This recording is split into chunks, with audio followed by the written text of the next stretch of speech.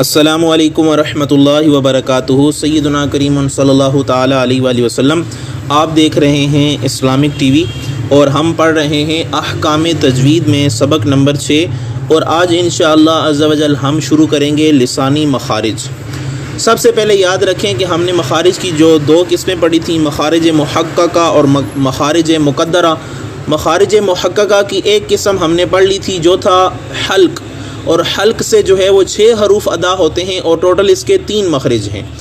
और हमने ये पढ़ लिए थे, यानी हमने गले के बारे में, हल्क के बारे में, वहाँ से 6 हरूफ अदा होते हैं, वो मुकम्मल हमने तफसील पढ़ ली थी। आज हम लिसान का पढ़ेंगे। याद रखें ज़ुबान से 10 मखारिज अदा होते हैं, यानी 10 मखारिज इसमें पाए जाते हैं और इससे जो है वो 18 हरूफ अदा होते हैं। यहाँ से 18 हरूफ अदा होते हैं। आज हम ज़ुबान से जो हर्फ पढ़ेंगे वो हर्फ हैं क़ाफ़ और काफ़। याद रखें कि क़ाफ़ का मखरज नंबर 4 है और काफ़ का मखरज नंबर 5 है, यानी मखरज नंबर 1, 2, 3 हमने पढ़ लिए थे। आज मखरज नंबर 4 और मखरज नंबर 5 पढ़ेंगे। सबसे पहले ये जान लें कि इन दोनों हरूफ में थोड़ा सा फ़र्क है। एक है क़ाफ़, जिसे क़ाफ़ मनकूता कहते हैं, यानी नुक्ते वाला काफ़, और दूसरा काफ़ है, उसको कहते हैं काफ़ गैर मनकूता, यानी बग़ैर नुक्तों वाला काफ़। इन दोनों में फ़र्क ये है कि जो काफ़ नुक्तों वाला है वो पुर पढ़ा जाता है और जो बग़ैर नुक्ते वाला है वो बारीक पढ़ा जाता है। दूसरी बात ये भी याद रख लें कि जो काफ़ नुक्ते वाला है या जो पुर पढ़ा जाता है उसको मुफ़ख़्ख़म कहते हैं और दूसरे को मुरक्कक कहते हैं। और एक इसका फ़र्क ये है कि एक हरूफ मुस्तालिया में से आता है, यानी जो पुर हरूफ पढ़े जाते हैं, जैसे खुस्सा, दातिन, क़िज़। ये जो हैं ये 7 हरूफ हैं, खुस्सा, खा और स्वाद, दातिन, द्वाद, गाइन, त्वा, और क़िज़, क़ाफ़ और ज़ा। ये 7 हरूफ हैं जो पुर पढ़े जाते हैं और हरूफ मुस्तफ़िला जो बारीक पढ़े जाते हैं। इसके अलावा ये हरूफ मुस्तालिया के अलावा ये सारे जो हैं वो मुस्तफ़िला हैं। तो आज हम क़ाफ़ और काफ़ का मखरज पढ़ रहे हैं, तो ये ज़बान से अदा होते हैं। तो सबसे पहले ये बात याद रख लें कि ज़ुबान के 3 हिस्से हैं, ज़ुबान के 3 हिस्से हैं।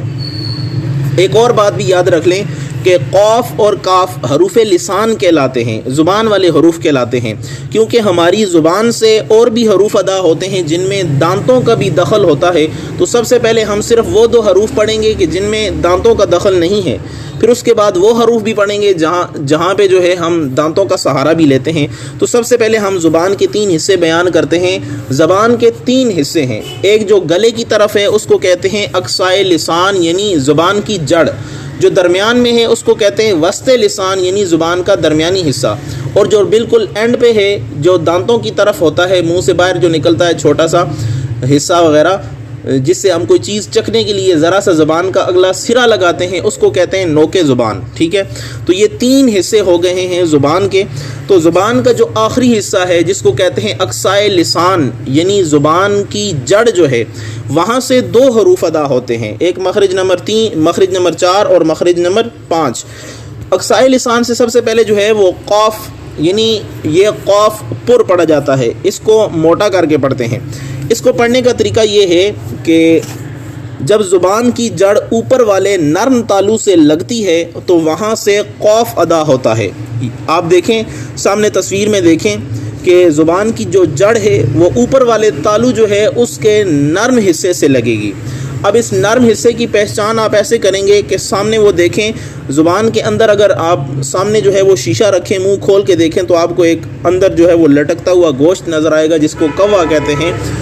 तो वहाँ से थोड़ा सा जो एक साइड पे गोश्त होता है जिसे नर्म गोश्त कहते हैं या नर्म तालू कहते हैं, वहाँ पे ये ज़ुबान की जड़ जो है वो उठ के उसके साथ लगेगी, तो वहाँ से क़ाफ़ अदा होगा। अब इसकी अदायगी आप करेंगे तो आपको पता चल जाएगा। आप पढ़ें क़ाफ़, क़ाफ़। जब आप क़ाफ़ पढ़ेंगे तो देखें ज़ुबान का जो जड़ है वो ऊपर की तरफ उठेगी और तालू के नर्म हिस्से को छू लेगी, तो वहाँ से क़ाफ़ की अदायगी होगी। ठीक है, तो ये था क़ाफ़। अब दूसरे काफ़ की हम जो है वो तारीफ़ बयान करते हैं कि ये काफ़ भी जो है वो ज़ुबान की जड़ और तालू के सख्त हिस्से से ये लगता है, तो उस वक्त जो है वहाँ से जो है ये अदा होता है, ज़ुबान के सख्त हिस्से से। लेकिन फ़र्क ज़्यादा ये है कि वहाँ पे क़ाफ़ में जो है वो ज़ुबान ऊपर की तरफ, ज़ुबान की जो जड़ है ऊपर की तरफ उठती है और मिलती भी है, लेकिन यहाँ पे मिलती नहीं है बल्कि थोड़ा सा फासला बीच में रहता है। और इसके अलावा अब जो है हम मिसालों की तरफ चलते हैं। तो सबसे पहले जो है वो हम खौफ की मिसालें देखते हैं। तो सबसे पहले मुफरदात की मिसालें मफ्तूह, मकसूर और मज़मूम में। खौफ ज़बर क़ौ, खौफ ज़बर क़ौ। देखें आपकी ज़बान की जो जड़ है वो ऊपर की तरफ उठ के तालु का जो नरम हिस्सा है वहाँ पे लग रही होगी क़ौ। खौफ ज़बर क़ौ, क़ौ।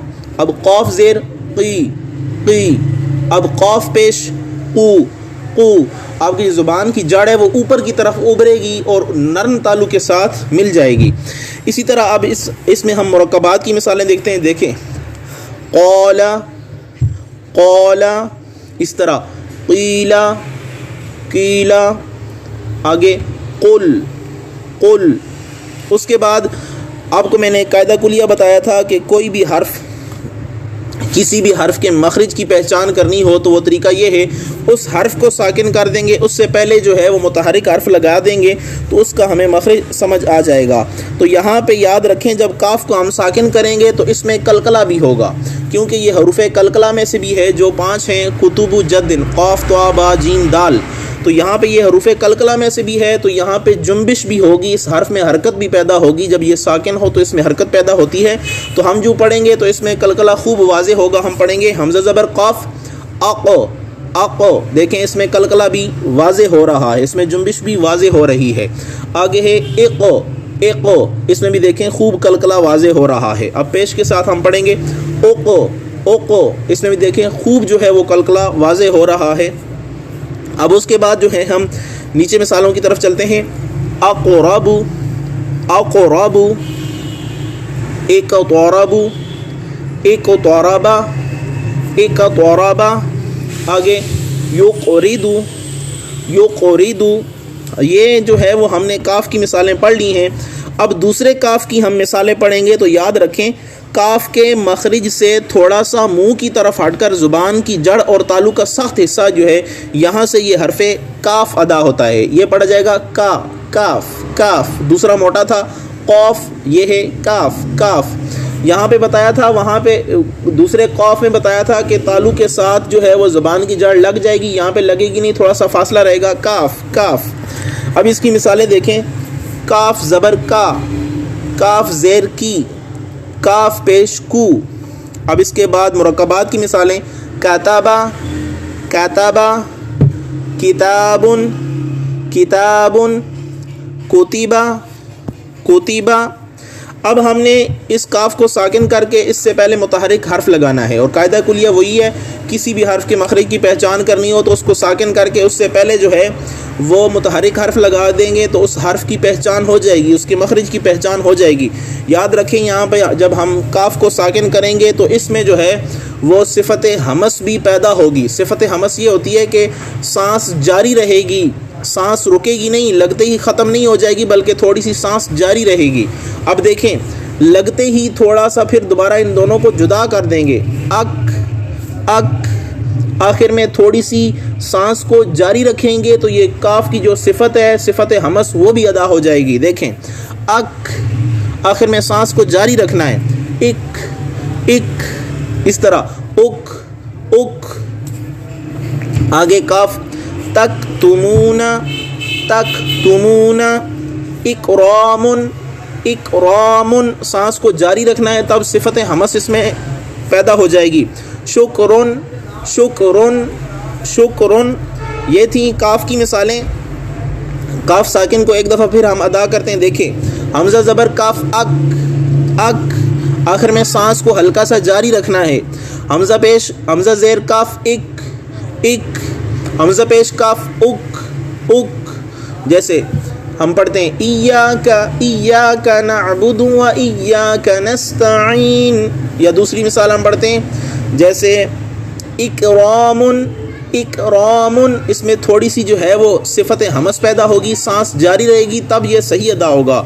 अगर सांस को हम ख़त्म कर देंगे, सांस को जारी नहीं रखेंगे तो ये जो सिफत हमस है ये हम ख़त्म कर देंगे और हर्फ जो है वो नाकिस अदा होगा, मुकम्मल अदा नहीं होगा। आज हमने जो है वो सबक नंबर 6 भी पढ़ लिया है। उम्मीद है आपको समझ आ गई होगी। अगर कोई बात समझ नहीं आई तो आप जो है वो कमेंट सेक्शन में सवाल करके पूछ सकते हैं। आज का सबक मुकम्मल हुआ। अस्सलामु अलैकुम व रहमतुल्लाहि व बरकातुहू।